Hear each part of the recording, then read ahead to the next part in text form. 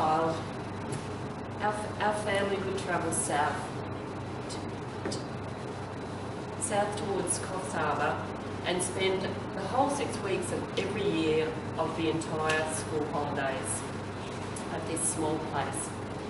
At the same time, our Sydney cousins would also travel to meet us at this special place, the place of our ancestors. Our grandmother grew up in nearby Bellingen, and our great-grandfather ran away as a child from Finland, ran away to sea. And when he settled in Bellingen, he built tall wooden boats, which were launched on the Bellingen River. He owned the local sawmill, and the wood came from the nearby Dorrigo Mountains. As you can imagine, these extended holidays were really quite idyllic.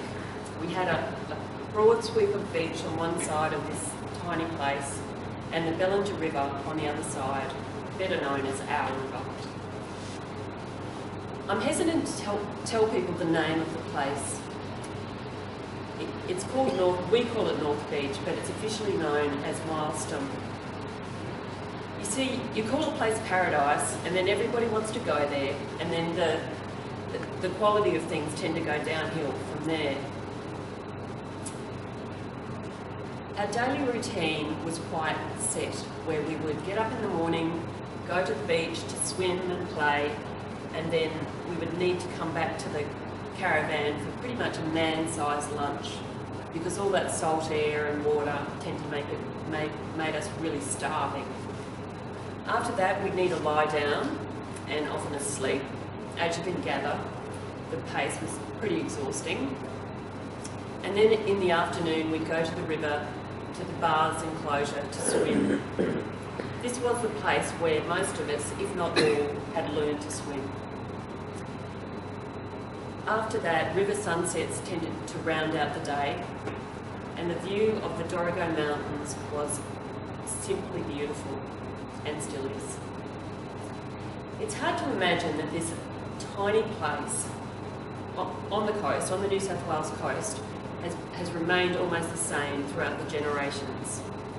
It's surrounded by Crown land, so therefore development has pretty much never happened through the years. There used to be 2 shops, and now there's only one. And back in the day, as children, we would get great value out of 10 or even 5 cents. And this is back in the heady days when caramel butters and freckles and chocolate butts were 2 for a cent. We would get ourselves a sugar smorgasbord.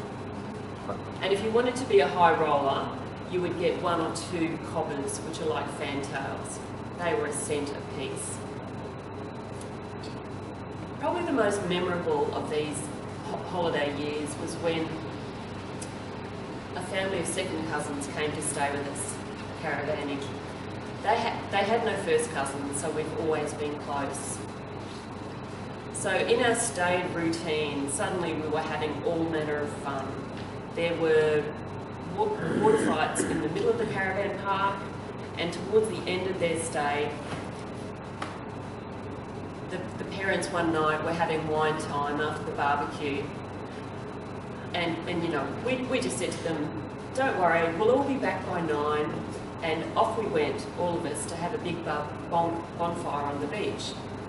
In the meantime, we had gone to the caravans and reset all the clocks to give us an extra hour of fun time. As adults, we've started to gather at Easter, and more recently every September-October school holidays. So often at wine time by the river, we would plan the next year and say, all the uncles will be 80, or mum and dad's wedding anniversary will be next year, or great-grandfather's last surviving boat will be 110. But now there is no need for any excuses. We just continue the tradition. Mum and I have had quite specific weird experiences on the bus trips between Sydney and Brisbane or the Sunshine Coast, because all of our extended family literally live in Sydney, there have been many of these trips. And each of us separately, not on the same bus, had an experience where we woke from a dead sleep only to look out and be crossing the river and see that sign, Bellinger River. And of course we just thought, oh well, it's the river and the ancestors speaking to us, and just went back to sleep. Whenever I arrive at this place, North Beach, and have that drive along the riverbank, it's like instant sedation in my veins.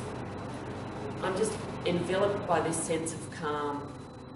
And I know my whole family feel the same when we arrive and when we stay there at our special place. It is like a spirit of place that we all feel, and this will never leave us. Mr. Toastmaster.